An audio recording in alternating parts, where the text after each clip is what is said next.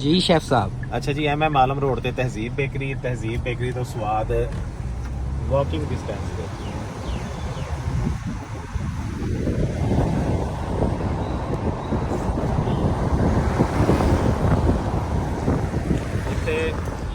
ਜਿੱਥੇ ਜ਼ਿਆਦਾ ਗੱਡੀਆਂ ਲੱਗੀਆਂ ਵੇਖੋ ਸਮਝੋ ਸਵਾਦ ਹੀ ਹੈ। ਇਹ ਵਹਾਓ ਜੀ ਜ਼ਰਾ।